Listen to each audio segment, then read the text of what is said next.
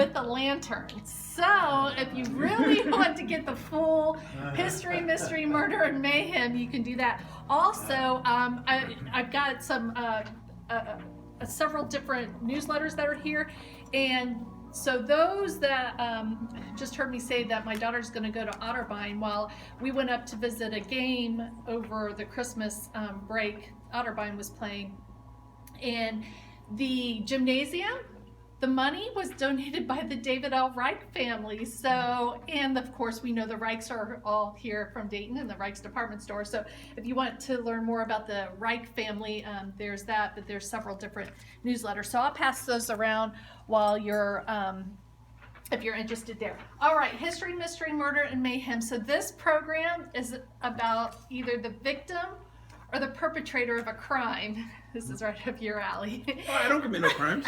And so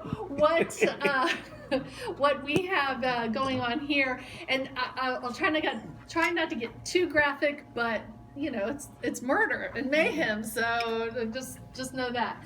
So our first story is Charles Stimmel, also known as Dayton Slim. As you can see, he was electrocuted in July of 1904, and I'll tell you a little story about the photos here. If you see a photo, you know nothing good has come to the perpetrator of the crime, because you can find all of the folks that have been electrocuted or put to death by the state of Ohio. They have their last photo taken there. So and you can find their stories also on the state penitentiary website. So it's kind of interesting there.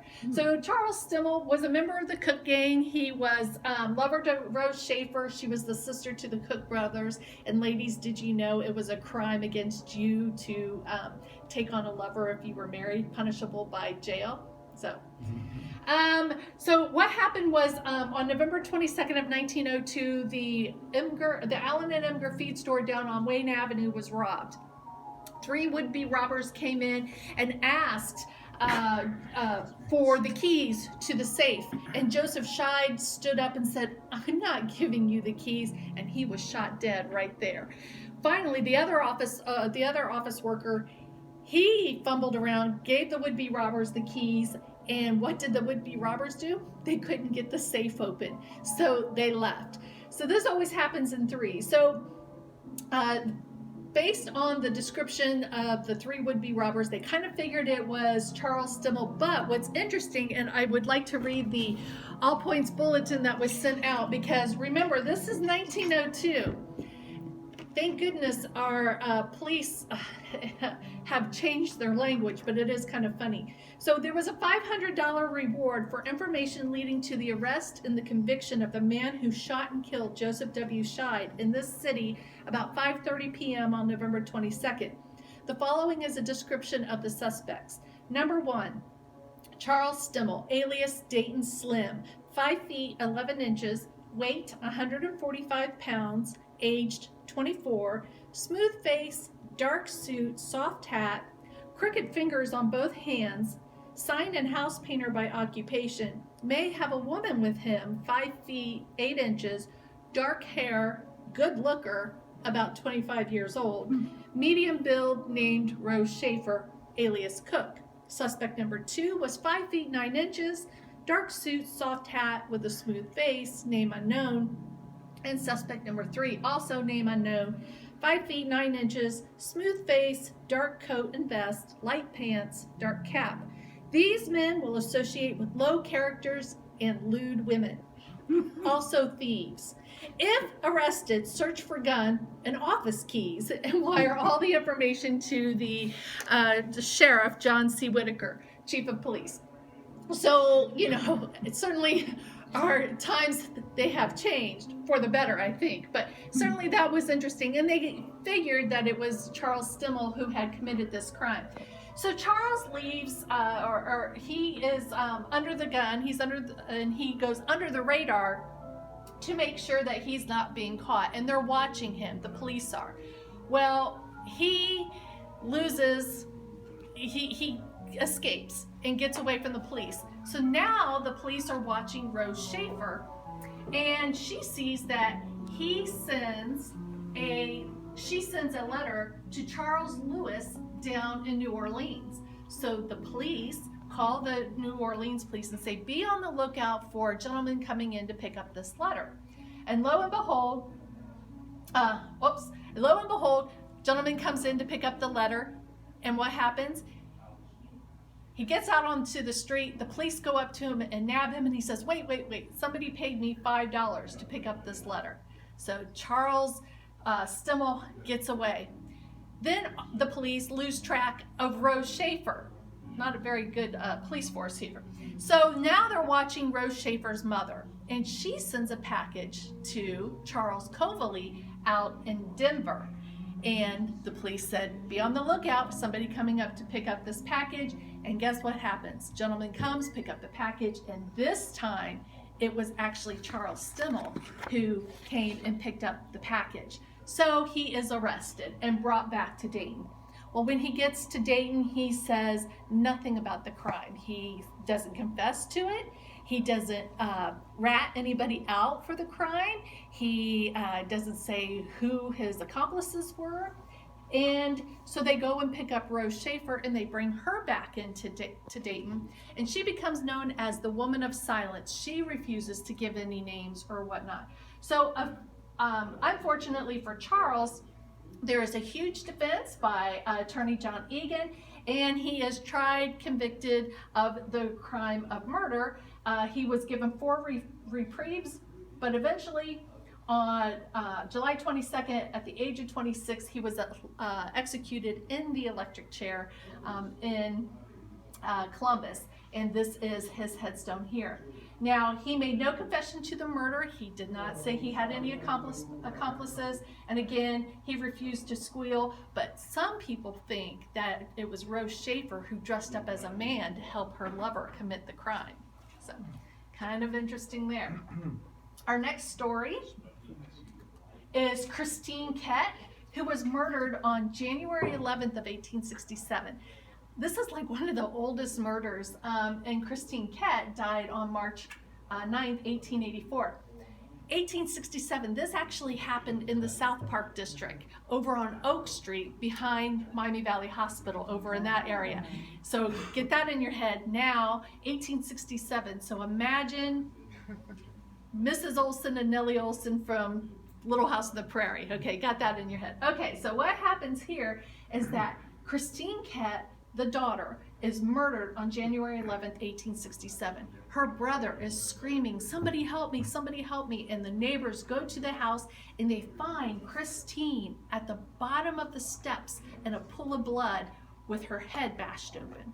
So everybody's congregating around, everybody's a suspect, and including her boyfriend, the brother, but he had an alibi. The mother was a suspect. There were a lot of brothels and bordellos in that area, so there were strange men always around. Many of them were questioned, but the police could never find the who had murdered Christine, and everybody had wondered about it. Well, what happened? Whoops. Oh my gosh. What happened was, for 17 long years, everybody wondered, and then Christina, the mother, she's on her deathbed, and she says to her son, I need to tell you something, but you have to promise me not to tell anybody. So she has her son come, and on her deathbed, she tells the story of what happened on January 11th. That day, she had asked her daughter, Christine, to make the family dinner. Lunchtime dinner, and Christine didn't. She was busy with her girlfriends, and in a fit of rage, her mother, Christina, takes a short-handled axe and hits her over the head, killing her. Nice. And I'm so sorry. Happy Mother's Day. And so she falls down the stairs and lands in a pool of blood, with a split skull. Christina, realizing that she has killed her daughter, has it in her head to cover up the crime. How does somebody do this in 1867? So she cleans herself up, gets new clothes on, gets all the blood cleaned up, runs up to her son's room, gets his revolver and powder flash, runs back downstairs, dips her daughter's fingers into the powder flash, and rubs it across her face so it would look like her daughter had shot herself in the head, and the powder flash was on her face. Who would have thought to do this kind of thing? Then she cleans herself up and she takes herself downtown to act like she's on a shopping trip so that people would see that she gave herself an alibi. She gave herself an alibi, exactly. When she realizes that there's a commotion at her house, she comes walking home. And of course, all the neighbors run up to her and like, oh, you don't want to go over there. And then when she sees all of what happens, she goes into hysterics. Oh, my daughter, oh, who could have done this? And goes on and on and on. Well, she couldn't live in the house anymore, obviously, so she moves away. She even tried to move out of Dayton, but maybe she felt guilty or whatnot, so she ends up moving back to Dayton. And after 17 years on her deathbed, she confesses to the crime. Now, again, she had told her son not to tell anybody. It took about 2 weeks for him to hold that story before he went to the newspapers and told the newspaper reporters what his mother had done, and thus the crime was solved. Our next story was Julius Kruse, shot and killed October 18th of 1897. So Julius Kruse has a butcher shop down on Wayne Avenue, and it's October, and they're leaving, and so it's dark by October 18th, and Mrs. Kruse and her sister are sitting in the carriage driving, and Mr. Kruse is hanging out in the back, relaxing, and 3 would-be robbers come up to rob the carriage. And Mr. Kruse stands up and says, "Who has stopped this carriage? You'll be shot if you don't let us be." Well, guess what? The robbers do. They shoot Mr. Kruse in the stomach. He falls back, hits the back of the carriage in the seat, and the women are now hysterical and screaming. So what happened was, happened down on the Beavertown Pike, which is actually Wilmington Pike now. And you think about driving out Wilmington Avenue, but back then it was all farmland. 1897, there's no telephone. The women are screaming. The houses are far apart. By the time that the neighbors hear the commotion and come down, Mr. Kruse is long dead. The women are still in hysterics. They send for the sheriff, but it takes over an hour for the sheriff to get out to where the crime happened. Of course, Julius is still dead in the back of the carriage. The women have calmed down, and the 3 would-be robbers have long gone. They, of course, didn't leave any crime scene evidence.